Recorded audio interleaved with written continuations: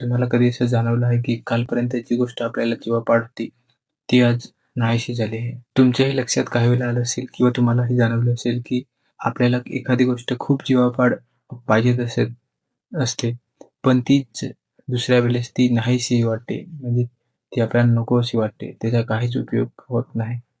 ती गोष्ट एकदम साधीसुधीशी वाटते. एक्झाम्पलसाठी तुम्हाला सांगतो, की लहानपणी आपल्याला सायकल पाहिजेत असते आणि तीच सायकल जरा मोठं झाल्यावरती सायकल आपल्याला नको आणि बाईक हवीशी वाटते. ती बाईक भेटल्यानंतर असं वाटतं, की आता बाईक नको, आता आपल्याला कार पाहिजे, फोर व्हीलर पाहिजे. पण तेही मिळाल्यानंतर आपली इच्छा बदलते. म्हणजे नवीन काहीतरी पाहिजे, मोठी गोष्ट पाहिजे. मित्रांनो, प्रश्न असा आहे, की माणूस हा कधीच समाधानी का राहत नाही? आपण अधीर का राहतो? आपल्या इच्छा सतत का बदलत असतात? आणि काही वेळेला असं मलाही वाटतं, म्हणजे ही गोष्ट मिळाल्यावर मी खूप खुश होईन असं वाटतं. पण ते कधीच असं होत नाही. जर एखादी गोष्ट आपल्याला हवी असेल, तर ती भेटल्यानंतर आपल्याला दुसरी गोष्ट पाहिजे असे वाटतं. असं का वाटतं ते आता आपण या व्हिडिओमध्ये पाहणार आहोत. मित्रांनो, सांगायचं म्हणजे साधं आणि सोपं. हा व्हिडिओ मी 7 भागामध्ये डिव्हाईड केलेला आहे. तर भाग पहिला पाहू. याच्यामध्ये आपण पाहणार आहोत आदिमानव आणि आजचा माणूस. हजारो वर्षाचा आदिमानव. विचार करा. तुम्ही बऱ्याच वेळेला ऐकलं असेल, की मानवाच्या 3 ह्या मूलभूत गरजा असतात. म्हणजे अन्न, वस्त्र आणि निवारा. हे आपल्याला शाळेत शिकवलं जातं. पण त्याच्या अगोदर काय होतं ते तुम्हाला मी आता सांगतो. अन्न, सुरक्षितता आणि आपलं जे काही फॅमिली ग्रुप असेल ते पुढं कसं नेता येईल याच्याकडेच पूर्वी माणसाला लक्ष द्यायचे. म्हणजे आधी मानव होते ते. ते जंगलात राहायचे आणि प्रत्येक दिवस हा त्यांच्यासाठी सर्व्हायव्हल असायचा. त्यावेळी असं व्हायचं, की जर त्यांना त्यावेळी अन्न भेटलं नाही, तर ते जगणार कसं आहे? ह्या कंडिशनमध्ये ते होते आदिमानव. त्याच्यामुळे त्यांच्या मेंदूचा विकास हा अशाच प्रकारे झाला होता, की अन्न मिळवायचं, की नेहमी जास्त अन्न मिळवायचं, सुरक्षित राहायचं आणि पुढं कसं जाता येईल त्याच्यामागे लक्ष ते द्यायचे. आणि तेव्हापासूनच हीच मानसिकता आजही आपल्या मेंदूमध्ये सतत असते. मित्रांनो, आज आपण जंगलात राहत नाही. बरेचसे राहतात, पण बऱ्यापैकी जंगलाच्या बाहेर असतात. पण आजही मेंदू हा जंगल मोडमध्येच असतो. भाग दुसरा, मेंदूचा गेम. म्हणजे सायंटिफिक फॅक्ट काय आहे ते सांगतो आता मेंदूमागचं. आपल्या मेंदूत एक केमिकल असतं डोपामिन नावाचं. डोपामिन म्हणजे काय, तर ते एक रिवॉर्ड रिवॉर्ड केमिकल असतं. म्हणजेच खरं सांगायचं तर सोप्या भाषेत सांगतो आता. जेव्हा आपल्याला काहीतरी नवीन भेटतं, म्हणजेच मोबाईल, लाइक्स किंवा पैसे किंवा प्रेम, तर एकदम असं डोपामिन रिलीज होतं, एकदम हाय प्रमाणात आणि त्याच्याचमुळेच आपल्याला आनंद वाटतो. म्हणजे एक प्रकारे खुशी मिळते. पण इथेच खरा ट्विस्ट आहे. कारण काय ते सांगतो पुढे. एखादी गोष्ट मिळाल्यानंतर डोपामिन जास्त प्रमाणात रिअलाईज होत नाही, पण त्या प्रोसेसमध्ये खूप जास्त रिअलाईज होतं. म्हणजेच साध्या आणि सरळ भाषेत सांगायचं तर एखादी गोष्ट आपल्याला पाहिजेत असेल आणि ती जी मिळवण्याची जी धडपड आहे, त्याच्यामध्ये जास्त प्रमाणात डोपामिन रिलीज होतो आणि खुशी होते. तर ती वस्तू आपल्याला भेटली आणि त्याच्यानंतर थोडा काळानंतर ती नाहीसा, म्हणजे ती खुशी नाहीशी होते. म्हणजे डोपामिन एकदम स्लो डाऊन होतो.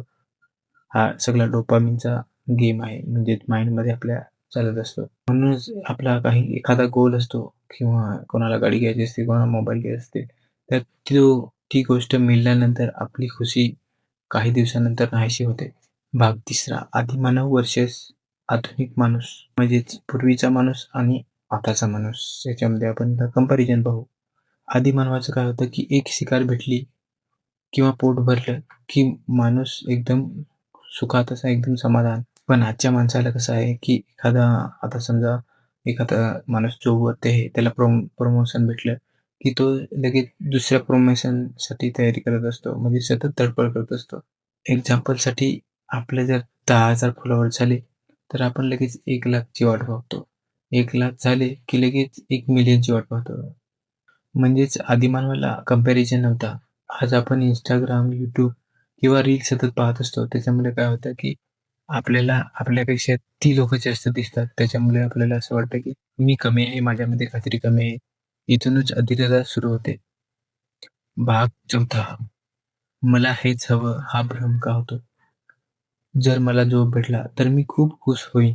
पण खरोखर जॉब हवा आहे का? की त्यासोबत येणारे स्टेटस, रिस्पेक्ट किंवा व्हॅलिडेशन हे सगळं हवं आहे का? आपण सतत वस्तूंच्या मागे धावत नाही, तर आपण त्या वस्तूमुळे मिळालेल्या भावनांच्या मागे धावतो. ही मित्रांनो खूप मोठी मिस्ट्री आहे. आपल्याला इच्छा वस्तूबद्दल नसतात, तर त्यांच्यापासून मिळालेल्या भावनांपासून असतात. भाग 5. अधीरता का वाढली आहे? आज आपण इन्स्टंट फूड खातो, इन्स्टंट रील पाहतो, इन्स्टंट रिप्लायही देतो. पूर्वी आदिमानवाला शिकार मिळायला खूप तासंतास वाट पाहायला लागत असे. आणि आज स्विफ्ट केलं की लगेच कॉन्टेंट भेटतो. मेंदूला पेटेंट शिकायची संधीच नाही. म्हणून आजचा माणूस हा खूप जास्त अधीर आहे. भाग 6. मोठं सत्य. जर का माणूस पूर्णपणे समाधानी झाला असता, तर आज नवीन शोध लागले नसते किंवा तुम्ही हा व्हिडिओ सुद्धा मोबाईलवरती पाहिला नसता. एवढं सायन्स पुढे गेलं नसतं. एवढे सायंटिस्ट शोध सुद्धा घेऊ शकले नसते. नवीन सभ्यता सुद्धा निर्माण झाल्या नसत्या. आपली असमाधानाची वृत्तीही आपल्याला पुढे सतत नेत असते. म्हणजेच अधीरता वाईट नाही काही कारणास्तव. ती अनकंट्रोलेड असेल तर डिस्ट्रक्टिव्ह आणि ती योग्य प्रमाणात असेल तर रिव्होल्युशनरी. भाग 7. मग उपाय काय? इच्छा बदलणं थांबणार नाही, कारण मेंदू तसा डिसिजन घेतो.